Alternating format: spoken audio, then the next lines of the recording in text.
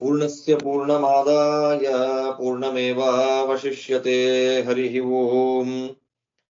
प्राणादेरीषितारं परमसुखनिधिं सर्वदोषव्यपेतं सर्वान्तस्थं सुपूर्णं प्रकृतिपतिमजं सर्ववाक्यं सुनित्यं सर्वज्ञं सर्वशक्तिं सुरमुनिमनुजाद्यैः सदा सेव्यमानं विष्णुं वन्दे सदाहम् सकलजगदनाद्यन्तमानन्ददन्तं। हरिः ओम्। ಅಕ್ಷರ ಬ್ರಾಹ್ಮಣ ಸಮಾಪ್ತಿ ಆಯಿತು.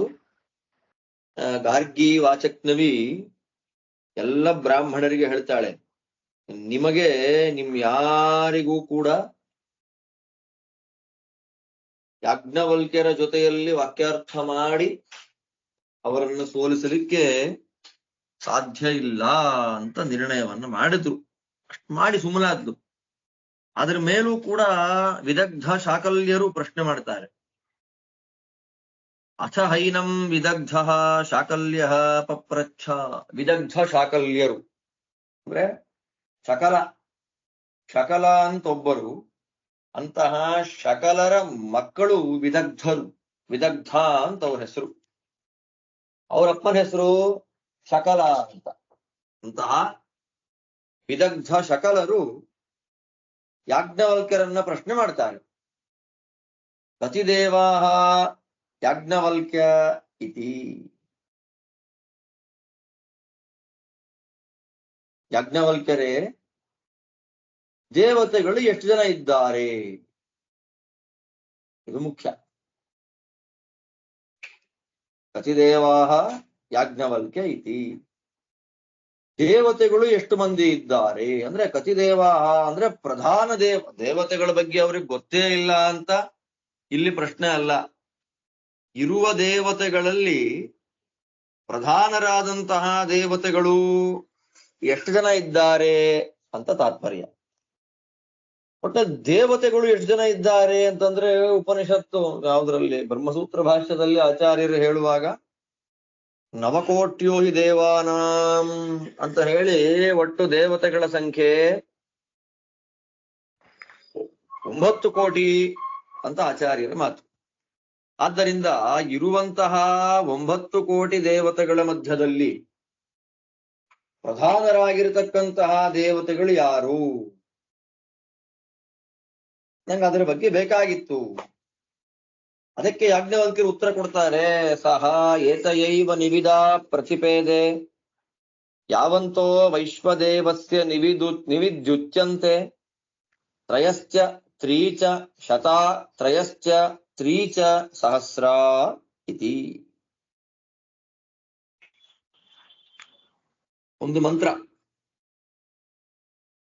ಮಂತ್ರ ಇದೆ. ಅದನ್ನ ವೈಶ್ವದೇವ ಮಂತ್ರ ಅಂತ ಕರೀತಾರೆ. ಹೇಗೆ ಈ ಬೃಹತಿ ಸಹಸ್ರ ಮಂತ್ರ ಅಂತ ಇದೆ, ಆ ಬೃಹತಿಯನ್ನ ಶಸ್ತ್ರ ಅಂತ ಕರೀತಾರೆ. ಹಾಗೆ ವೈಶ್ವದೇವ ಶಸ್ತ್ರ ಅಂತ ಒಂದಿದೆ. ಅಂತಹ ವೈಶ್ವದೇವ ಶಸ್ತ್ರದಲ್ಲಿ ನಿವಿತ್ ಅಥವಾ ನಿವಿತ್ ಎನ್ನುವಂತಹ ಮಂತ್ರಗಳಿದೆ. ನೋಡಿ, ನಮಗಿದೆಲ್ಲ ಅರ್ಥ ಆಗ್ಬೇಕಾದ್ರೆ ಆ ವೇದಗಳು ಯಾವುದು, ಆ ಮಂತ್ರಗಳು ಯಾವುದು ಅನ್ನುವಂಥ ಜ್ಞಾನ ನಮಗಿರ್ಬೇಕು. ಅದಿಲ್ಲ ಅಂದ್ರೆ ನಮಗೆ ಯಾವುದೂ ಅರ್ಥ ಆಗೋದಿಲ್ಲ. ಆದ್ದರಿಂದ ಇಲ್ಲಿ ಹೇಳ್ತಾರೆ, ನಿವಿತ್ ಎನ್ನುವಂತಹ ಒಂದು ಮಂತ್ರ, ವೈಶ್ವದೇವ ಅಂತ ಒಂದು ಶಸ್ತ್ರ. ಅಂತಹ ವೈಶ್ವದೇವ ಶಸ್ತ್ರದಲ್ಲಿ ನಿವಿತ್ ಎನ್ನುವಂತಹ ಒಂದು ಮಂತ್ರ. ಆ ನಿವಿತ್ ಎನ್ನುವಂತಹ ಒಂದು ಮಂತ್ರದಲ್ಲಿ ಎಷ್ಟು ದೇವತೆಗಳನ್ನ ಅಲ್ಲಿ ವೇದ ಹೇಳಿದೆಯೋ ಅಷ್ಟು ದೇವತೆಗಳು ಪ್ರಧಾನರು. ಅಷ್ಟು ದೇವತೆಗಳೇ ಮುಖ್ಯರಾಗಿರ್ತಕ್ಕಂತಹ ದೇವತೆಗಳು. ಅಂದ್ರೆ ವೈಶ್ವದೇವ ಶಸ್ತ್ರದಲ್ಲಿ ಆ ವೈಶ್ವದೇವ ಶಸ್ತ್ರ ಮಂತ್ರಗಳು ಅಂತ ಒಂದು ಭಾಗ. ಆ ವೈಶ್ವದೇವ ಶಸ್ತ್ರ ಮಂತ್ರಗಳಲ್ಲಿ ನಿವಿತ್ ಅಂತ ಹೇಳಿ ಅದು ಒಂದು ಮಂತ್ರ. ಆ ಮಂತ್ರದಲ್ಲಿ ಎಷ್ಟು ದೇವತೆಗಳನ್ನ ಪ್ರತಿಪಾದನೆ ಮಾಡಿದ್ದಾರೋ ಅಷ್ಟು ದೇವತೆಗಳು ಪ್ರಧಾನರಾದಂತಹ ಅಂದ್ರೆ ಮುಖ್ಯರಾದಂತಹ ದೇವತೆಗಳು ಅಂತ ಹೇಳಿದ್ದಕ್ಕೆ ಓಮಿತಿ ಹೋವಾಚ. ಓಂ ಎಷ್ಟು ಜನ ಇದ್ದಾರೆ ಅವರು? ತ್ರಯಶ್ಚ ತ್ರೀಚ. ತ್ರಯಶ್ಚ ತ್ರೀಚ ಅಂದ್ರೆ 33 100. 33 100 ಅಂದ್ರೆ 3033 ಅಂತ. ಅದಾದ್ಮೇಲೆ 33,000 ಅಂದ್ರೆ ಆ ಮಂತ್ರದಲ್ಲಿ ಏನ್ ಹೇಳ್ತಾರೆ? ಸಾಮಾನ್ಯವಾಗಿ 33,000. ಮಹಾಭಾರತದಲ್ಲಿ ಒಂದು ಕಡೆ ಇದು ಬರುತ್ತೆ. ಇಲ್ಲಿ ಅಷ್ಟು ವಿಸ್ತಾರ ನಾವು ಚಿಂತನೆ ಮಾಡೋ ಅವಶ್ಯಕತೆ ಇಲ್ಲ. ಇಲ್ಲಿ ಏನ್ ಹೇಳ್ತಾರೆ ಅದ್ ನೋಡೋಣ. 33,000 ಅಂತ ಆ ಮಂತ್ರ ನಮಗಿಲ್ಲಿ ತಿಳಿಸಿಕೊಡುತ್ತೆ. ಆದ್ದರಿಂದ ದೇವತೆಗಳಲ್ಲಿ ಪ್ರಧಾನರಾದಂತಹ ದೇವತೆಗಳು 9 ಕೋಟಿ ದೇವತೆಗಳೇನಿದ್ದಾರೆ, ಆ 9 ಕೋಟಿ ದೇವತೆಗಳಲ್ಲಿ ಪ್ರಧಾನರಾದಂತಹ ದೇವತೆಗಳು 33,000. ಇರುವ 9 ಕೋಟಿ ದೇವತೆಗಳಲ್ಲಿ ಪ್ರಧಾನರಾದಂತಹ ದೇವತೆಗಳು ಅಂದ್ರೆ 33,000 ದೇವತೆಗಳು. ಅವರಲ್ಲಿಯೂ ಕೂಡ ಪ್ರಧಾನರಾಗಿರ್ತಕ್ಕಂಥ ದೇವತೆಗಳು ಅಂತ ಹೇಳಿದ್ದಕ್ಕೆ ಚಾಕಲ್ಯರು ಓಕೆ ಅಂತಂದು. ಅದನ್ನ ಮೇಲೆ ಕೇಳ್ತಾರೆ, ಅವರಲ್ಲಿ ಮುಖ್ಯ ದೇವತೆಗಳು ಯಾರು? ಕತ್ಯೇವ ದೇವತಾ ಯಾಜ್ಞವಲ್ಕ್ಯೇತಿ ತ್ರಯಸ್ತ್ರಿಂಶದಿತಿ. ಅಂತಹ ದೇವತೆಗಳಲ್ಲೂ ಮುಖ್ಯರಾದಂತಹ ದೇವತೆಗಳು ಯಾರು ಅಂತ ಕೇಳಿದ್ದಕ್ಕೆ ಯಾಜ್ಞವಲ್ಕ್ಯರು ಉತ್ತರ ಕೊಡ್ತಾರೆ 33. ಓಕೆ. ಕತ್ಯೇವ ದೇವಾಹ ಯಾಜ್ಞವಲ್ಕ್ಯೇತಿ ಶಳಿತಿ. ಅವರಲ್ಲಿಯೂ ಮುಖ್ಯರಾಗಿರ್ತಕ್ಕಂಥ ದೇವತೆಗಳು ಯಾರು ಅಂತ ಕೇಳಿದ್ರೆ 33,000 ಆಯ್ತು, ಅದರಲ್ಲಿ ಮತ್ತೆ 3,000 ಆಯ್ತು, ಅದರಲ್ಲಿ ಮತ್ತೆ 33 ಆಯ್ತು. ಆ 33 ದೇವತೆಗಳಲ್ಲಿಯೂ ಪ್ರಧಾನರಾಗಿರ್ತಕ್ಕಂಥ ದೇವತೆಗಳು ಯಾರು ಅಂತ ಕೇಳಿದ್ದಕ್ಕೆ ಶಳಿತಿ 6 ದೇವತೆಗಳು. ಹೌದಾ? ಓಕೆ, ಹಾಗೆ ಆಗ್ಲಿ. ಕತ್ಯೇವ ದೇವತಾ ಯಾಜ್ಞವಲ್ಕ್ಯೇತಿ. ಅವರಲ್ಲಿಯೂ ಪ್ರಧಾನರಾಗಿರ್ತಕ್ಕಂಥ ದೇವತೆ ಯಾರು? ಅದಕ್ಕೆ ಯಾಜ್ಞವಲ್ಕ್ಯರು ಉತ್ತರ ಕೊಟ್ಟರು ತ್ರಯ ಇತಿ. ಅವರಲ್ಲಿ 6 ದೇವತೆಗಳಲ್ಲಿ ಅತ್ಯಂತ ಮುಖ್ಯರಾಗಿರ್ತಕ್ಕಂಥ ದೇವತೆಗಳು ಯಾರು ಅಂತ ಕೇಳಿದ್ದಕ್ಕೆ 3. ಓಕೆ. ಓಂ ಕತ್ಯೇವ ದೇವತಾ ಯಾಜ್ಞವಲ್ಕ್ಯೇತಿ. ಅವರಲ್ಲಿಯೂ ಕೂಡ ಮತ್ತೆ ಯಾರು ಪ್ರಧಾನರು ಅಂತ ಕೇಳಿದ್ದಕ್ಕೆ ಯಾಜ್ಞವಲ್ಕ್ಯರು ಉತ್ತರ ಕೊಡ್ತಾರೆ ದ್ವಾವಿತಿ, 2. ಓಮಿತಿ ಹೋವಾಚ. ಓಕೆ. ಕತ್ಯೇವ ದೇವಾ ಯಾಜ್ಞವಲ್ಕ್ಯೇತಿ. ಅದರಲ್ಲಿಯೂ ಪ್ರಧಾನರಾಗಿರ್ತಕ್ಕಂಥ ದೇವತೆಗಳು ಯಾರು ಅಂತ ಕೇಳಿದ್ದಕ್ಕೆ ಅಧ್ಯರ್ಥ. ಯಾಕೆ ಅಧ್ಯರ್ಥ ಅಂತ ಕರೀತಾರೆ? ಇಲ್ಲಿ ಅಧ್ಯರ್ಥ ಅಂದ್ರೆ ಮುಖ್ಯ ಪ್ರಾಣದೇವರು. ಮುಖ್ಯ ಪ್ರಾಣದೇವರಿಗೆ ಅಧ್ಯರ್ಥ ಅಂತ ಒಂದು ಹೆಸರು. ಯಾಕೆ ಅಂತ ಆಚಾರ್ಯ ಹೇಳ್ತಾರೆ, ಆಮೇಲೆ ನೋಡೋಣ ಅದನ್ನು. ಕತ್ಯೇವ ದೇವಾಹ ಯಾಜ್ಞವಲ್ಕ್ಯೇತಿ. ಅವರಲ್ಲಿಯೂ ಅವನಿಗಿಂತ ಅಂದ್ರೆ ಅಧ್ಯರ್ಧನಾಮಕನಾದ ಮುಖ್ಯ ಪ್ರಾಣದೇವರಿಗಿಂತಲೂ ಶ್ರೇಷ್ಠನಾದಂತಹ ದೇವತೆ ಯಾರು ಇದ್ದಾನ ಅಂದ್ರೆ ಏಕ ಇತಿ, ಒಬ್ಬ ಇದ್ದಾನೆ. ಕಥಮೇತೆ ತ್ರಯಶ್ಚ ತ್ರೀಚ ಶತ ತ್ರಯಶ್ಚ ತ್ರೀಚ ಸಹಸ್ರೇತಿ. ಸರಿ, ಹಾಗಾದ್ರೆ ಯಾರ 33,100 ದೇವತೆಗಳು ಯಾರು? ಆ 33,000 ದೇವತೆಗಳು ಯಾರು? ನೀನ್ ಹೇಳಿದೆಲ್ಲಪ್ಪ ಇಷ್ಟೆಲ್ಲ ಅಂತ ಹೇಳಿ. ಯಾರಾದ್ರೂ ಇವಾಗ ಅವ್ರು ದೊಡ್ಡವರು, ಇವ್ರು ದೊಡ್ಡವರು, ಹಾಗೆ ಹೀಗೆ ಅಂತೆಲ್ಲ ನೀ ಹೇಳ್ದೆ ಅಲ್ವಾ? ಯಾರವರೆಲ್ಲ?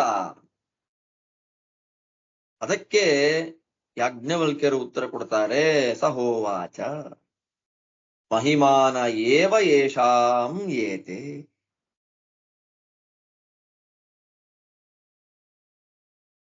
ಮಹಿಮಾನಃ ಏವ ಯೇಷಾಂ ಏತೆ ಅಂದ್ರೆ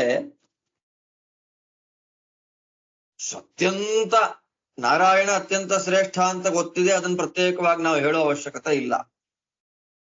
ಯಾಜ್ಞವಲ್ಕ್ಯರು ಯಾರು 33,000 ದೇವತೆಗಳು, 33,100 ದೇವತೆಗಳು ಯಾರು ಅಂತ ಕೇಳಿದ್ದಕ್ಕೆ ಯಾಜ್ಞವಲ್ಕ್ಯರು ಉತ್ತರ ಕೊಡ್ತಾರೆ 33 ದೇವತೆಗಳು ಮಾತ್ರ ಉತ್ತಮ ದೇವತೆಗಳು.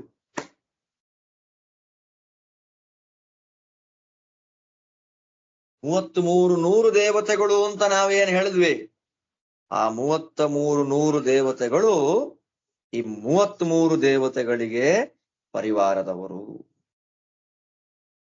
33,000 ದೇವತೆಗಳು ಅಂತ ಏನ್ ಹೇಳಿದೆ, 33,000 ದೇವತೆಗಳು, 33,100 ದೇವತೆಗಳಿಗೆ ಪರಿವಾರದವರು, 33,100 ದೇವತೆಗಳು 33 ದೇವತೆಗಳಿಗೆ ಪರಿವಾರದವರು.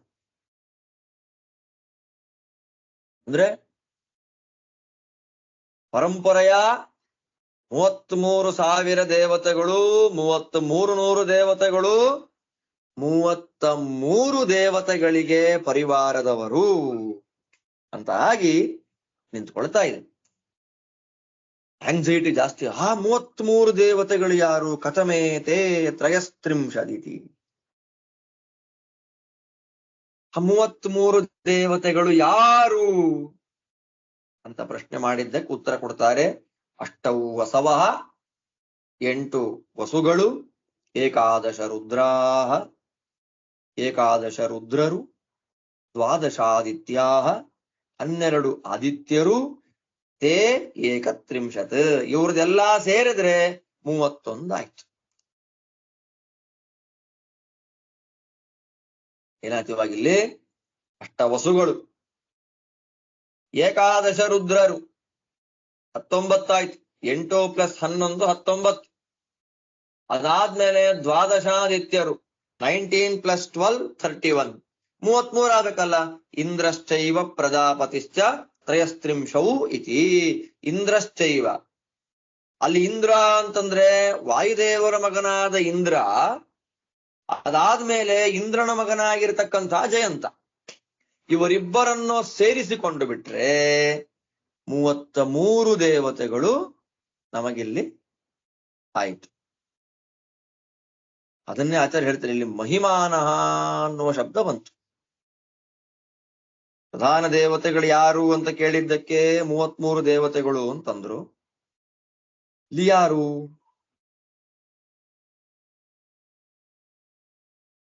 ಇಲ್ಲಿ ನಾವು ವಸು, ರುದ್ರ, ಆದಿತ್ಯ ಅಂತೆಲ್ಲ ಹೇಳ್ತೀವಲ್ಲ ನಾವು, ಏನ್ ಕಥೆ ಅಂತ ಅದಕ್ಕೆ ವಿಶಿಷ್ಟವಾದ ಒಂದು ವ್ಯಾಖ್ಯಾನ ಆಚಾರ್ಯರು ಮಾಡ್ತಾರೆ. ನಾವು ಕಂಡಂತಹ ವಸುರುದ್ರ ಆದಿತ್ಯರಲ್ಲದೆ ಬೇರೆ ಆ ಶಬ್ದಗಳಿಗೆ ಬೇರೆ ಬೇರೆ ಅರ್ಥಗಳನ್ನು ಆಚಾರ್ಯ ಹೇಳ್ತಾರೆ. ಪ್ರಧಾನ ದೇವತೆಗಳು ಅಂತ ಬರುವಾಗ ತಾರತಮ್ಯದಲ್ಲಿ ಅತ್ಯಂತ ಪ್ರಧಾನರಾದ ದೇವತೆಗಳ ಬಗ್ಗೆ ಹೇಳ್ತಾ ಇದ್ದಾರೆ ಅನ್ನುವ ಅನುಸಂಧಾನ ನಮಗಿರ್ಬೇಕು ಮುಖ್ಯವಾಗಿಲ್ಲಿ. ಆದ್ದರಿಂದ ಇಲ್ಲಿ ಯಾರನ್ನು ಹೇಳ್ತಾ ಆಚಾರ್ಯರು, ಉಪನಿಷತ್ತಲ್ಲಿ ಮಹಿಮಾ ಅಂತ ಬಂತಿಲ್ಲಿ. ಮಹಿಮಾನ ಏವ ಯೇಷಾಮೇತೆ. ಮಹಿಮಾನಃ ಅಂದ್ರೆ ಒಬ್ಬರ ಕಂಟ್ರೋಲ್ ನಲ್ಲಿ ಒಬ್ಬರಿದ್ದಾರೆ ಅಂತ ಅರ್ಥ. ಸಾಮಾನ್ಯವಾಗಿ ಸತ್ಯಸ್ಸೋಸ್ಯ ಮಹಿಮಾ ಅಂತ ಭಗವಂತನ ವಿಷಯದಲ್ಲಿ ಮಹಿಮಾ ಅಂತ ಅರ್ಥ ಬಂದ್ರೆ ಭಗವಂತ ದೊಡ್ಡವನು ಅಂತ ಅರ್ಥ, ಅದು ಬೇರೆ. ಇಲ್ಲಿ ಮಹಿಮಾನಃ, ಮಹಿಮಾ ಅನ್ನುವ ಶಬ್ದ ಇಲ್ಲಿ ಬಂದಿದೆ ಅಂತ ಆದ್ದರಿಂದ ಅದಕ್ಕೆ ಬೇರೆ ಅರ್ಥ ಮಾಡಬೇಕು. ಏನರ್ಥ? ಆಚಾರ ಅಂತಾರೆ, ಯೇ ಅವರ ಸುರಾಸ್ತೇತು ಪರೇಶಾಂ ಮಹಿಮಾತ್ಮಕಾಃ. ಈಗ ತಾರತಮ್ಯದಲ್ಲಿ ಯಾವ ಯಾವ ದೇವತೆಗಳು ಕೆಳಗಿದ್ದಾರೆ, ಅವರೆಲ್ಲರೂ ಕೂಡ ಉತ್ತಮರಾಗಿರತಕ್ಕ ದೇವತೆಗಳ ಮಹಿಮೆ ಅಥವಾ ಮಹಾತ್ಮ್ಯಕ್ಕೆ ಅಧೀನರಾಗಿದ್ದಾರೆ. ಯೇ ಅವರಾಹ ಸುರಾಹ ತೇ ಪರೇಶಾಂ ಮಹಿಮಾತ್ಮಕ. ಪರೇಶಾಂ ಅಂದ್ರೆ ಉತ್ತಮರು, ಅವರಾಹ ಅಂದ್ರೆ ಕೆಳಗೆ. ತಾರತಮ್ಯದಲ್ಲಿ ಯಾವ ದೇವತೆಗಳು ಯಾವ ದೇವತೆಗಳಿಗಿಂತ, ಉದಾಹರಣೆಗೆ ಜಸ್ಟ್ ಒಂದು ಎಕ್ಸಾಂಪಲ್, ಇಂದ್ರದೇವರು ರುದ್ರದೇವರಿಗಿಂತ ಕೆಳಗಿದ್ದಾರೆ ಅಂದ್ರೆ ಇಂದ್ರದೇವರು ರುದ್ರದೇವರ ಮಹಿಮೆಗೆ ಅಧೀನರಾಗಿದ್ದಾರೆ, ಅವರ ಮಹಾತ್ಮ್ಯಕ್ಕೆ ಅಧೀನರಾಗಿದ್ದಾರೆ ಅಂತ ಅರ್ಥ. ಅಂದ್ರೆ ಉತ್ತಮ ದೇವತೆಗಳ ಮಹಾತ್ಮ್ಯಕ್ಕೆ ಅವರ ದೇವತೆಗಳು ಅಧೀನರಾಗಿದ್ದಾರೆ. ಆದ್ದರಿಂದ ಅಲ್ಲಿ ಮಹಾತ್ಮ್ಯ ಅಂದ್ರೆ ಅರ್ಥ, ಇಲ್ಲಿ ಮಹಿಮಾನ ಅನ್ನೋದಕ್ಕೆ ಕಂಟ್ರೋಲ್ ಅಲ್ಲಿದ್ದಾರೆ ಅಂತ ಹೇಗತ್ತ. ದೇವರ ಮಹಿಮೆ ಅಂದ್ರೆ ಮಹಿಮಾ ಅನ್ನೋ ಶಬ್ದಕ್ಕೆ ನಾವು ಆ ದೊಡ್ಡ ಅರ್ಥವನ್ನೇ ಅನುಸಂಧಾನ ಮಾಡತಕ್ಕಂಥ ವ್ಯಕ್ತಿಗಳು. ಮಹಿಮಾ, ಮಹಿಮಾನಂ ಅಂತೆಲ್ಲ ಶಬ್ದ ನಮ್ ಕೇಳ್ತೇವೆ ಪ್ರವಚನಗಳಲ್ಲಿ, ಶಾಸ್ತ್ರಗಳ ಪಾಠಗಳನ್ನ ಕೇಳುವಾಗ ಈ ಶಬ್ದಗಳೆಲ್ಲ ನಮ್ ಕಿವಿಗೆ ಬೀಳುತ್ತೆ. ದೇವರ ಮಹಿಮೆ ದೊಡ್ಡದು, ಗುರುಗಳ ಮಹಿಮೆ ದೊಡ್ಡದು ಅಂತೆಲ್ಲ. ಮಹಿಮೆ ದೊಡ್ಡದ್ದು, ಮಹತ್ವವುಳ್ಳದ್ದು, ಎತ್ತರದ್ದು, ಶ್ರೇಷ್ಠವಾದದ್ದು.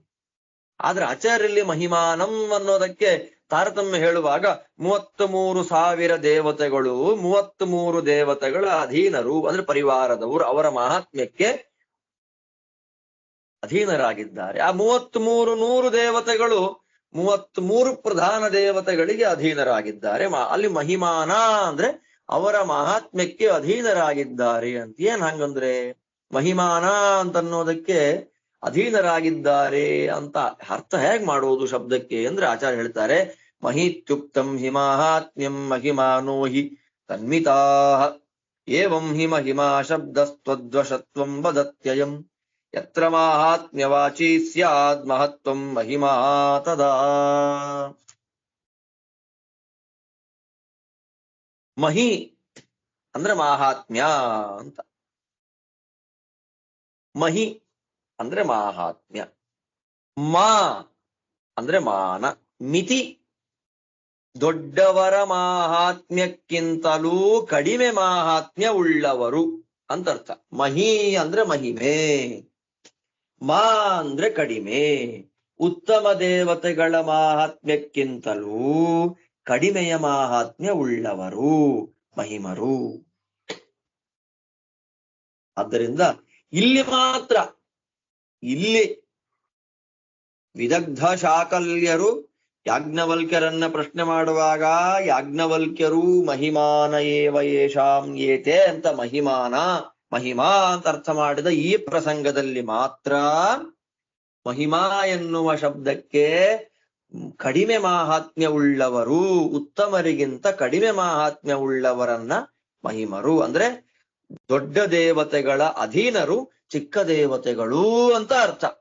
ಆದ್ರೆ ಎಲ್ಲಿ ಭಗವಂತನ ಮಹಿಮೆ ಇತ್ಯಾದಿಗಳು ಬರ್ತಾ ಇದೆ, ಏತಾವಾನಸ್ಯ ಮಹಿಮಾ ಅಥೋ ಅಜ್ಜಾಯಾಂಶ್ಚ ಪೂರುಷಃ ಅಂತ ಭಗವಂತನ ಮಹಿಮೆ ಅಂತ ಎಲ್ಲಿ ಬರುತ್ತೆ ಅಲ್ಲೆಲ್ಲ ಮಹಿಮಾ ಅಂತಾನೆ ಅರ್ಥ, ಭಗವಂತ ದೊಡ್ಡವನು ಅಂತಾನೆ ಅರ್ಥ.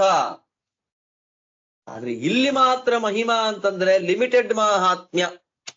ಉತ್ತಮ ಇಂದ್ರದೇವರು ಯಾವತ್ತಿಗೂ ಕೂಡ ರುದ್ರದೇವರ ಮಹಿಮೆಗೆ ಸಮರಲ್ಲ, ಅಥವಾ ಇಂದ್ರದೇವರಿಗಿಂತ ಕೆಳಗಿರತಕ್ಕ ದೇವತೆಗಳು ಯಾವತ್ತಿಗೂ ಇಂದ್ರದೇವರ ಮಾಹಾತ್ಮ್ಯಕ್ಕೆ ಸಮರಲ್ಲ ಅನ್ನೋ ಅರ್ಥ ಇಟ್ಕೊಂಡು ಮಹಿಮಾ ಅಂತಂದ್ರೆ ರಿಸ್ಟ್ರಿಕ್ಟೆಡ್, ಲಿಮಿಟೆಡ್ ಮಹಿಮೆ ಉಳ್ಳವರು ಅಂದ್ರೆ ಉತ್ತಮರಿಗಿಂತ ಕಡಿಮೆ ಮಾಹಾತ್ಮ್ಯ ಉಳ್ಳವರನ್ನ ಮಹಿಮರು ಅಂತ ಇಲ್ಲಿ ಕರಿಬೇಕು ಈ ಪ್ರಸಂಗದಲ್ಲಿ ಮಾತ್ರ. ಆದ್ದರಿಂದ 33 ದೇವತೆಗಳು ಯಾರಿದ್ದಾರೆ ಅಂತಹ ಪ್ರಧಾನರಾದ 33 ದೇವತೆಗಳಿಗೆ ಮಿಕ್ಕ ಎಲ್ಲ ದೇವತೆಗಳು ಪರಿವಾರದವರು. ತ್ರಯಸ್ತ್ರಿಂಶತ್ ಸುರಾಣಾಂ ಹಿ ಪರಿವಾರಾಹ ತತಃ ಪರೆ. 33 ದೇವತೆಗಳು ಏನಿದ್ದಾರೆ ಇಲ್ಲಿ ಹೇಳಿದ್ವಲ್ಲ, ಅಷ್ಟವಸುಗಳು, ಏಕಾದಶ ರುದ್ರರು, ದ್ವಾದಶಾದಿತ್ಯರು, ವಾಯುಪುತ್ರನಾದ ಇಂದ್ರ, ಇಂದ್ರಪುತ್ರನಾದ ಪ್ರಜಾಪತಿ ನಾಮಕನಾದ ಜಯಂತ, ಈ 33 ದೇವತೆಗಳಿಗೆ ಉಳಿದ ಎಲ್ಲ ದೇವತೆಗಳು ಪರಿವಾರದವರು ಅಂದ್ರೆ ಅಧೀನರು ಅಂತ ಅರ್ಥ. ಅವರಲ್ಲಿ ಆ 33 ದೇವತೆಗಳಲ್ಲಿಯೂ ಕೂಡ ಷಣ್ಣಾಮೇತೆ, ಆ 33 ದೇವತೆಗಳಲ್ಲಿಯೂ ಕೂಡ 27 ದೇವತೆಗಳು ಮಿಕ್ಕ 6 ದೇವತೆಗಳಿಗೆ ಪರಿವಾರದವರು, ಕಂಟ್ರೋಲ್.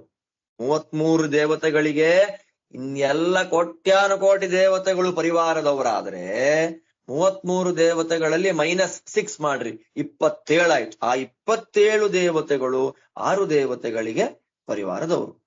ಅದರಲ್ಲಿಯೂ ಕೂಡ 6 ದೇವತೆಗಳ ತ್ರಯಾಣ ಅಂತೆ, ಆ 6 ದೇವತೆಗಳಲ್ಲಿಯೂ ಕೂಡ 3 ದೇವತೆಗಳಿಗೆ ಪರಿವಾರದವರು.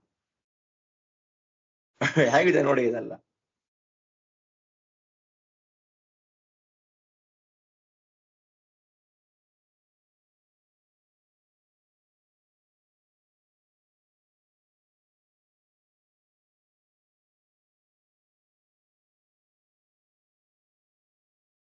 ಅಲ್ಲಿಂದ ಮೇಲೆ ಹೋದ್ರೆ ತೇ ದ್ವಯೋಹೋ ಸಾಧಿಕಸ್ಯತವು, ಅದರಲ್ಲಿ ಮತ್ತೆ 6 ದೇವತೆಗಳು 3 ದೇವತೆಗಳಿಗೆ ಪರಿವಾರ. 6 ದೇವತೆಗಳಲ್ಲಿ 3 ದೇವತೆಗಳು ಮುಳಿದ 3 ದೇವತೆಗಳಿಗೆ ಪರಿವಾರ. ಅದಾದ್ಮೇಲೆ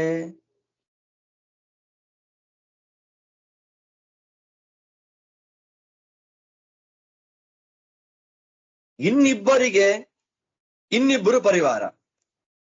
ಆ ಇಬ್ಬರಲ್ಲಿ ಒಬ್ಬ ಇನ್ನೊಬ್ಬನಿಗೆ ಪರಿವಾರ.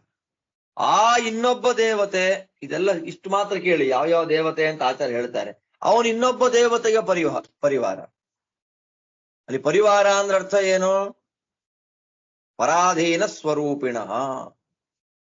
ಒಬ್ಬರ ಕಂಟ್ರೋಲ್ ನಲ್ಲಿ ಒಬ್ಬರು, ಒಬ್ಬನ ಕಂಟ್ರೋಲ್ ನಲ್ಲಿ ಒಬ್ಬ, ಅವನ ಕಂಟ್ರೋಲ್ ನಲ್ಲಿ ಇನ್ನೊಬ್ಬ, ಅವನ ಕಂಟ್ರೋಲ್ ನಲ್ಲಿ ಇಬ್ರು, ಅವನ ಕಂಟ್ರೋಲ್ ನಲ್ಲಿ 3 ಜನ, ಅವನ ಕಂಟ್ರೋಲ್ ನಲ್ಲಿ 6 ಜನ, ಅವನ ಕಂಟ್ರೋಲ್ ನಲ್ಲಿ 27 ಜನ, ಅವನ ಕಂಟ್ರೋಲ್ ನಲ್ಲಿ 33 ಜನ, ಆ 33 ದೇವತೆಗಳ ಕಂಟ್ರೋಲ್ ನಲ್ಲಿ ಉಳಿದ ಎಲ್ಲ ದೇವತೆಗಳು.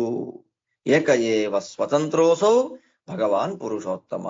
ಬಲ, ಜ್ಞಾನ, ಸುಖ, ಶಕ್ತಿ, ಆನಂದ ಮೊದಲಾದ ಎಲ್ಲ ಗುಣಗಳಿಂದಲೂ ಒಬ್ಬರಿಗೊಬ್ಬರು ಅಧೀನರು.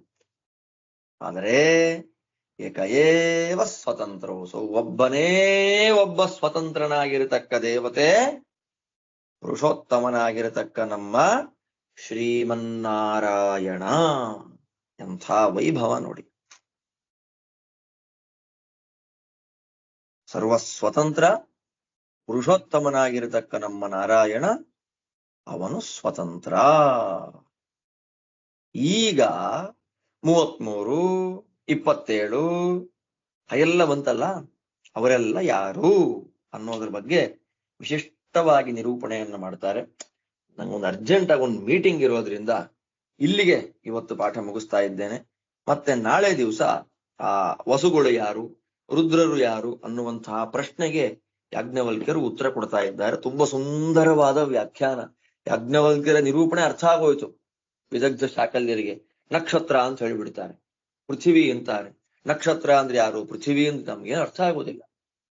ಎಲ್ಲವನ್ನ ಆಚಾರ್ಯರು ಸುಂದರವಾದ ಭಾಷ್ಯದಿಂದ ನಮಗೆ ಅರ್ಥ ಮಾಡಿಸ್ತಾರೆ. ಆ ಎಲ್ಲ ಭಾಗವನ್ನು ಮತ್ತೆ ನಾಳೆ ಅನುಸಂಧಾನ ಮಾಡೋಣ ಅಂತ ಹೇಳ್ತಾ ಇವತ್ತು ಚಿಂತನೆಯನ್ನು ಮುಗಿಸ್ತಾ ಇದ್ದೇನೆ. ಎಲ್ಲರಿಗೂ ಭಗವಂತ ಒಳ್ಳೇದು ಮಾಡ್ಲಿ. ನಾಳೆ ನೋಡೋಣ. ಶ್ರೀಕೃಷ್ಣ ಅರ್ಪಣಮಸ್ತು.